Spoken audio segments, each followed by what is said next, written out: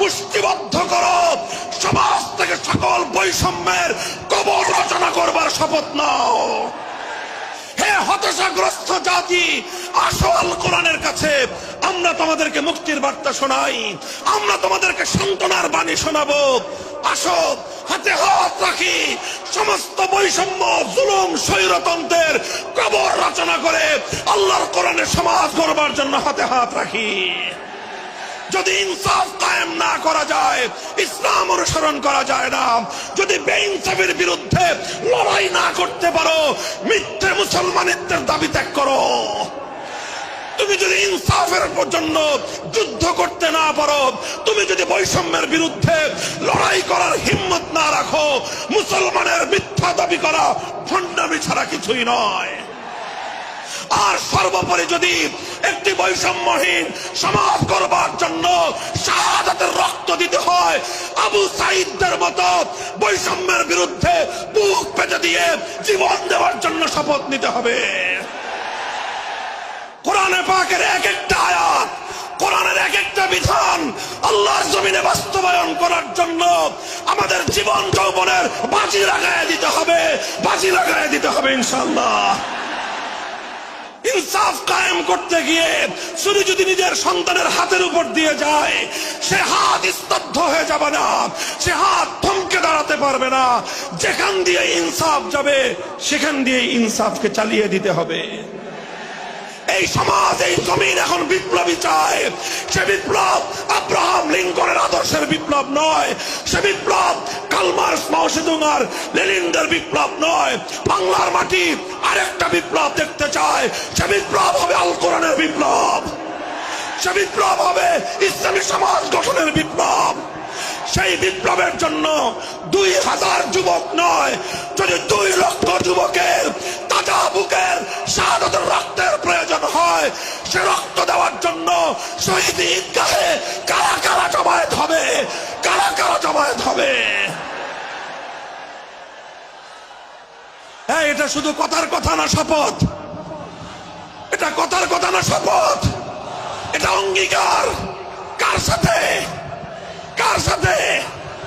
যেই অপরাধ করে মন্ত্রীর দুলাভাই ছাড়া পেয়েছে, যেই অপরাধ করার পরে এমপির শালার শাস্তি হয় নাই, যেই অপরাধ করার পরে শিল্পপতির বিচার হয় নাই, যেই অপরাধ করার কারণে রাজনৈতিক নেতার কোনো বিচার হয় নাই, একই অপরাধ দুর্বল, গরিব, অসহায় মানুষ করার পরে তার উপর আইনের শাসন 100 ভাগের জায়গায় 200 ভাগ বাস্তবায়ন করা হয়।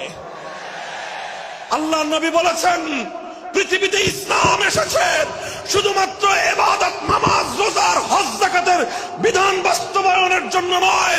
ইসলাম দুনিয়াতে আগমন করেছে, তার আগমনের অন্যতম উদ্দেশ্য হলো সমস্ত বৈষম্য দূর করে, জুলুম আর বেইনসাফি দূর করে বিশ্ব সভ্যতায় ন্যায় এবং ইনসাফ কায়েম করা।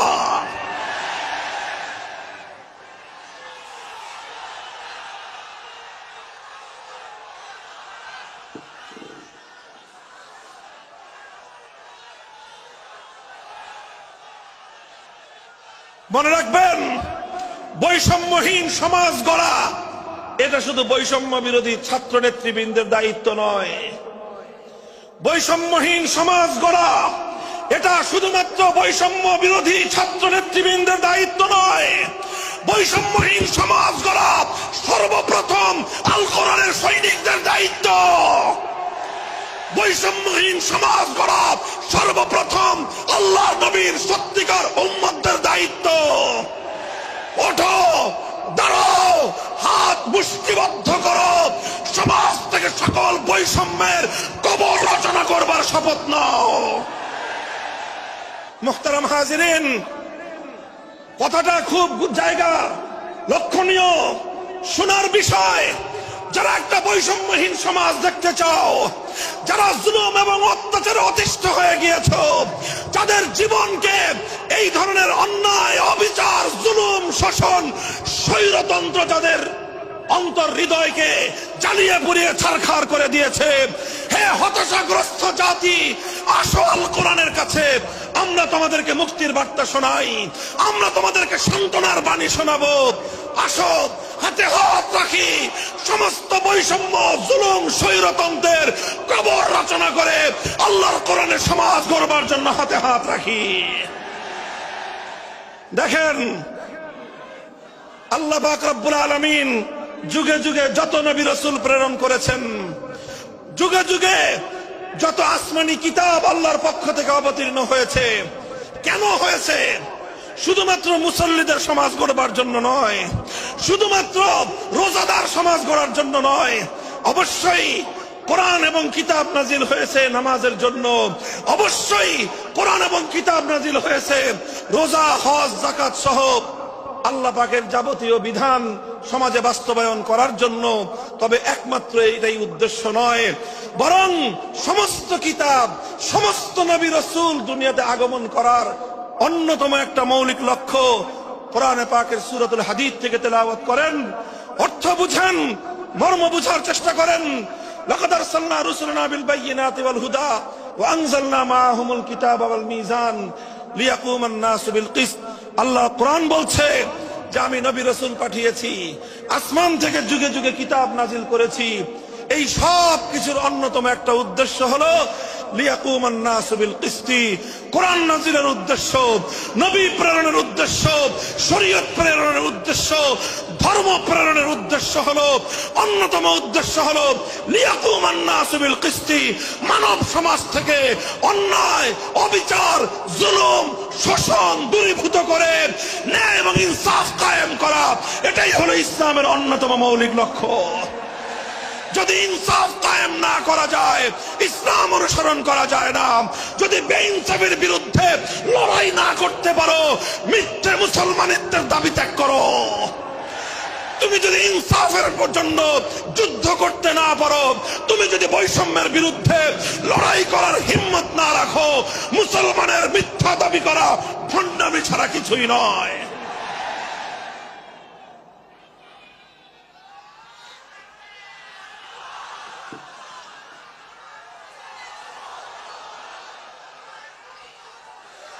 এই জন্য আমাদেরকে বুঝতে হবে, আমাদের জীবনের অন্যতম মিশন, যে জন্য আল্লাহ তার নবীদেরকে পাঠিয়েছেন, নবীদের জীবনের মিশন যা ছিল, নবীর উত্তরাধিকারী, নবীর অনুসারীদের জীবনের মিশনও সেটাই হবে। বলেন কথা ঠিক না বেঠিক? যে পথে গিয়েছে নবীদের জীবন, সে পথে যাবে আমাদের জীবন। যেটা ছিল নবীদের ভীষণ, সেটাই হবে আমাদের ভীষণ। যদি এটাই হয় সত্য কথা, এটাই যদি হয় শপথ, তবে বৈষম্যহীন সমাজ গড়বার জন্য যা করতে হয় তাই করা আমার আর তোমার জিম্মাদারি। যদি সেজন্য আমাদেরকে ঘাম ঝরাতে হয়, ঘাম ঝরানো আমাদের দায়িত্ব। আর যদি সেজন্য চোখের অশ্রু দিতে হয়, চোখের অশ্রু দেওয়া আমাদের দায়িত্ব। যদি সম্পদের কোরবানি করতে হয়, মাল সম্পদের কোরবানি করা, সেটাই আমাদের জীবনের দায়িত্ব এবং উদ্দেশ্য। আর সর্বোপরি যদি একটি বৈষম্যহীন সমাজ গড়বার জন্য শাহাদাতের রক্ত দিতে হয়, আবু সাঈদদের মতো বৈষম্যের বিরুদ্ধে বুক পেতে দিয়ে জীবন দেওয়ার জন্য শপথ নিতে হবে।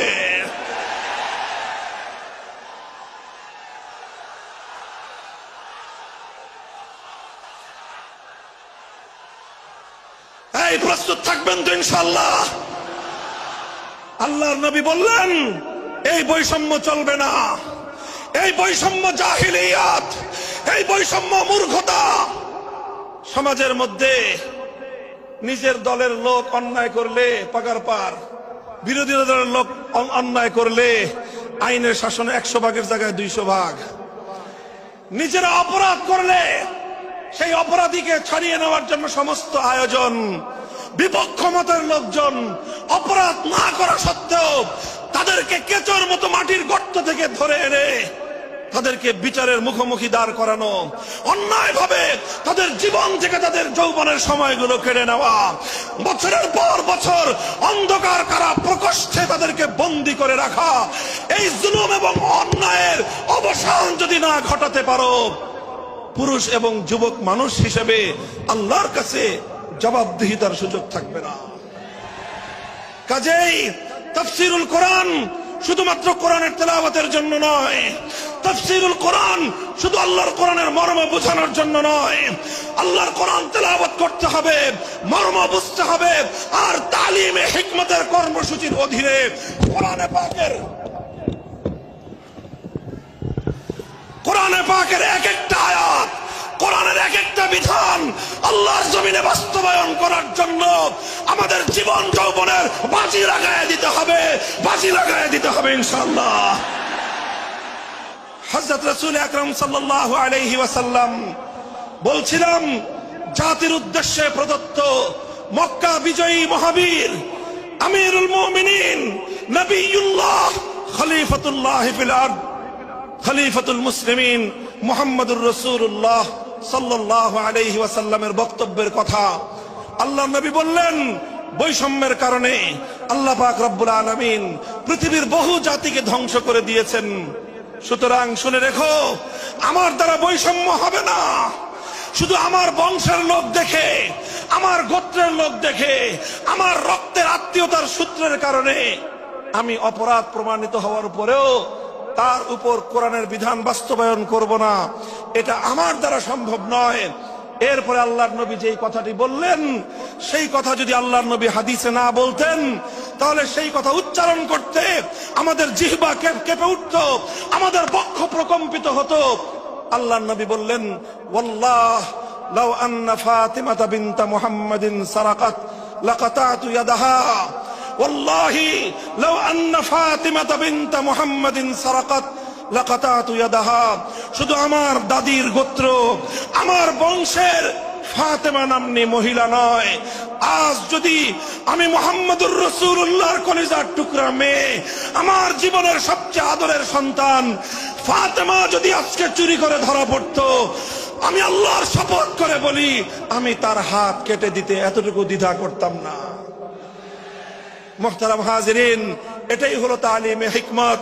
আল্লাহর কোরআনের বিধান বাস্তবায়ন করতে গিয়ে ছুরি যদি নিজের সন্তানের গলার উপর দিয়ে যায়, ইব্রাহিম খলিলুল্লাহর মতো ছুরি চালায় দিতে দ্বিধা করা যাবে না। যদি ইনসাফ কায়েম করতে গিয়ে ছুরি যদি নিজের সন্তানের হাতের উপর দিয়ে যায়, সে হাত স্তব্ধ হয়ে যাবে না, সে হাত থমকে দাঁড়াতে পারবে না। যেখান দিয়ে ইনসাফ যাবে সেখান দিয়ে ইনসাফকে চালিয়ে দিতে হবে। রাসূল আকরাম সাল্লাল্লাহু আলাইহি ওয়াসাল্লাম ঘোষণা করলেন, আল্লাহর আয়াত নাযিল হলো, ইয়া আইয়ুহাল্লাযীনা আমানুত্তাকুল্লাহ ওয়া যারু মা বাকিয়া মিনার রিবা ইন কুনতুম মুমিনিন। হে মুমিনগণ, সুদকে তোমরা পরিহার করো যদি ঈমানদার হয়ে থাকো। যদি ঈমানদার হয়ে থাকো, কি করো তোমরা? সুদকে পরিহার করো। কি করো? ইত্তাকুল্লাহ, তোমরা আল্লাহকে ভয় করো। ওয়াজারু মা বাকিয়া মিনার রিবা, সুদের যা অবশিষ্ট আছে এই সব কিছু তোমরা পরিহার করো। আর যদি না করো, সুদ যদি তোমরা পরিহার না করো, ফাজানু বিহারবিম মিনাল্লাহি ওয়া রাসূলিহি, আল্লাহ এবং তার রাসূলের পক্ষ থেকে যুদ্ধের ঘোষণা শুনে নাও। হে জাতি, হে মুসলিম সম্প্রদায়, আমরা তোমাদের কাছে পয়গাম পৌঁছে দিতে চাই, আল্লাহর উপর বিশ্বাসী জাতি, আল্লাহর নবীর উপর আস্থাশীল জাতি কোনদিন সুদি কারবার করতে পারে না। সুদ ভিত্তিক অর্থ ব্যবস্থা দিয়ে তাদের সমাজ চলতে পারে না। আল্লাহর উপর বিশ্বাসীদের সমাজ যদি হয় সুদ ভিত্তিক, তার অর্থ হলো রাত দিন আল্লাহ এবং তার রাসূলের সঙ্গে তারা যুদ্ধে লিপ্ত। যেই মুসলিম জাতি আল্লাহর সাহায্য নিয়ে বিশ্বব্যাপী বিজয়ী হওয়ার স্বপ্ন দেখে, সে মুসলিম জাতি যদি স্বয়ং আল্লাহর সঙ্গে যুদ্ধে লিপ্ত থাকে, তাদের জীবনেও কল্যাণ এবং বিজয় আসার সম্ভাবনা নাই। এই জন্য মুসলিম জাতির উত্থানের জন্য, মুসলমানদের বিজয়ের পূর্ব শর্ত হলো সুদ পরিহারের মাধ্যমে আল্লাহর সঙ্গে যুদ্ধ বন্ধ করতে হবে, আল্লাহর পক্ষ থেকে সাহায্য চাইতে হবে। কোরআনের আয়াত, সূরা বাকারার আয়াত, এই আয়াত নাজিল হওয়ার পরে আল্লাহর নবী শুধু তেলাওয়াত করে দায়িত্ব ক্ষান্ত করেন নাই, শুধু সুদের মর্ম বুঝিয়ে নিজের দায়িত্ব ক্ষান্ত করেন নাই। তৃতীয় দায়িত্ব তালিমে হিকমত, সুদকে সমাজ থেকে সমূলে উৎখাত করার উদ্যোগ নিয়েছেন। বলেন সুবহানাল্লাহ। শুধু আলোচনা করে বক্তৃতা দিয়ে নবীর দায়িত্ব শেষ হয় নাই, শুধুমাত্র তাফসীর করে দিয়ে নবীর দায়িত্ব ক্ষান্ত হয় নাই, বরং এক একটা বিধান, আল্লাহর এক একটা আয়াত কিভাবে সমাজে বাস্তবায়ন করা লাগে, করা যায়, নবীজি প্র্যাকটিক্যাল ভাবে তার উদ্যোগ গ্রহণ করেছেন। কিভাবে উদ্যোগ নিয়েছেন? সুদের বিরুদ্ধে কি উদ্যোগ নিয়েছিলেন? কিতাব উল্টান, হাদিসের কিতাব, বুখারী শরীফের হাদিস, নবীজি ঘোষণা দিলেন, আলা ইন্না রিবাল জাহিলিয়াতি মাওদুউন তাহতা কদামাইয়া। জাহিলিয়াতের যুগে যত সুদের কারবার চলতো, ইসলাম এবং আল কোরআনের সমাজ গড়বার পর সেই জাহিলি যুগের রীতি, সুদ ভিত্তিক অর্থ ব্যবস্থা মুসলিম সমাজে আর থাকতে পারে না। নবীজি বললেন, সুদের কবর রচনা করলাম আমি আমার পায়ের নিচে। আল্লাহ নবী আক্ষরিক অর্থে কথা বললেন, আমি আমার পায়ের নিচে সুদের কবর রচনা করলাম। এরপরে আল্লাহ নবী ঘোষণা দিলেন, অনেকে আছো তোমরা যারা আগে কুফরির জামানায় জাহিলিয়াতের যুগে সুদের উপর লগ্নি করেছো, সুদের উপর মানুষকে ঋণ দিয়েছো, সুদী মহাজন যারা সুদের ভিত্তিতে মানুষকে টাকা দিয়েছো, এইরকম কাজ কারবার যারা করত, সেই যুগে তাদের মধ্যে একজন ছিলেন স্বয়ং আল্লাহর নবীর চাচা হযরত আব্বাস বিন আব্দুল মুত্তালিব রাদিয়াল্লাহু আনহু। মক্কার ঘরে ঘরে আব্বাস রাদিয়াল্লাহু আনহু মানুষের কাছে ঋণ টাকা দিতেন, টাকা পাওনা ছিল এবং সকল টাকা লগ্নি করা ছিল, বিনিয়োগ করা ছিল সুদের ভিত্তিতে। আল্লাহর নবী ঘোষণা করলেন, জাহেলি যুগের সমস্ত সুদ আমি আল্লাহর নবী মওকুফ ঘোষণা করলাম। সর্বপ্রথম যেই সুদ আমি মাফ ঘোষণা করলাম সেটা হলো আমার চাচা আব্বাসের সুদ। কাউকে আমার চাচার কাছ থেকে যারা ঋণ নিয়েছিল, কেউ আর আমার চাচার সুদ দিতে হবে না, শুধুমাত্র মূল পুঁজিটা ফেরত দিবে। সুদ আজ থেকে কবর রচনা করা হলো। হে মুসলমান, যেই সুদের কবর রচনা করে সেই কবরের উপর ইসলামের বিজয়ের বুনিয়াদ কায়েম হয়েছিল, ইসলামের বিজয়ের কেতন উড়েছিল। অন্যায় বৈষম্যের কবর রচনা করে, সুদ ভিত্তিক অর্থ ব্যবস্থার কবর রচনা করে আজ মুসলমানেরা আবার সেই কবর খুঁড়ে সেখান থেকে জুলুম, অত্যাচার, সুদ ভিত্তিক অর্থ ব্যবস্থাকে কবরের পচা মাল, কবরের মরা পচা করা লাশ মুসলিম সমাজের মধ্যে আবার পুনর্বাসিত করেছে। এজন্যই আজ মুসলমানদের এই অধঃপতন। যদি মুক্তি চাও, যদি মুক্তি চাও, শুধুমাত্র ইবাদত দিয়ে মুক্তি আসবে না। ইবাদত যেমন করতে হবে, যেরকম নামাজ, রোজা, হজ, যাকাত, তাসবিহ, তাহলিল আদায় করতে হবে, ঠিক একই ভাবে সমাজ সংস্কার করার জন্য সমাজ থেকে জুলুম দূর করতে হবে, বৈষম্য দূর করতে হবে, বেইনসাফি দূর করতে হবে, সুদ ভিত্তিক অর্থ ব্যবস্থার বিরুদ্ধে জাতীয়ভাবে ঐক্য গড়ে তুলে সুদের বিরুদ্ধে যুদ্ধ ঘোষণা করতে হবে। রাজি আছেন তো ইনশাআল্লাহ? আল্লাহ পাক তৌফিক দান করেন। হাত নামান। 3 দফা কর্মসূচি গেল, তালিমে হিকমত সর্বশেষ আলোচনা ও সমাপ্তির দিকে। নবীজির 4 নম্বর কর্মসূচি হলো ওয়ায়ুআল্লিমুহুমুল কিতাবা ওয়াল হিকমাতা ওয়া ইউযাক্কিহিম। ইউযাক্কিহিম অর্থ হলো তাজকিয়া। তাজকিয়ার অনেক অর্থ। তাজকিয়া বলে শুধুমাত্র পীর মুরিদি বোঝানো হয়, তাজকিয়া বলে শুধুমাত্র তাসাউফ চর্চা বোঝানো হয়, তাজকিয়া বলে শুধুমাত্র কিছু ওজিফা আদায় করা বোঝানো হয়। তাজকিয়ার আসল সারমর্ম হলো, একটু লক্ষ্য করে বুঝেন, খুব গভীর এবং তাৎপর্যময় একটা কথা। তাজকিয়ার মূল অর্থ হলো, দেখেন কর্মসূচি ছিল কয়টা? 4টা। 1 নম্বর কর্মসূচি ছিল তেলাওয়াতে কিতাবুল্লাহ, আল্লাহর কিতাবের তেলাওয়াত। 2 নম্বর কর্মসূচি ছিল তালিমে কিতাব, কিতাবুল্লাহ, আল্লাহর কিতাবের মর্ম বোঝানো। 3 নম্বর কর্মসূচি ছিল তালিমে হিকমত, অর্থাৎ আল্লাহর কিতাবের প্রত্যেকটা বিধান, প্রত্যেকটা বিষয়কে প্র্যাকটিক্যাল আমলে পরিণত করা, কার্যে পরিণত করা। কথা ঠিক না বেঠিক? 3 নম্বর কর্মসূচি হলো শুধু আমলে পরিণত করাই দায়িত্ব শেষ নয়, বরং আমলে পরিণত করার পরেও আরো অগ্রসর হতে হবে। 4 নম্বর কর্মসূচি হলো আল্লাহর কোরআনকে নিজের আখলাক এবং নিজের চরিত্রে পরিণত করা। কোরআনকে চরিত্রে পরিণত করা, কোরআনের চরিত্র অর্জন করা, কোরআন যে আখলাকের কথা বলেছে, কোরআন যেই চরিত্রের কথা বলেছে, সেই কোরআনই চরিত্র যখন একজন মানুষ গঠন করতে পারে, এটাকেই বলা হয় তাজকিয়া, এটার নামই হলো তাসাউফ। মুহতারাম হাজিরিন, আল্লাহর নবী নিজের জীবনে 100% আল্লাহর কোরআনকে নিজের চরিত্রে পরিণত করতে পেরেছিলেন।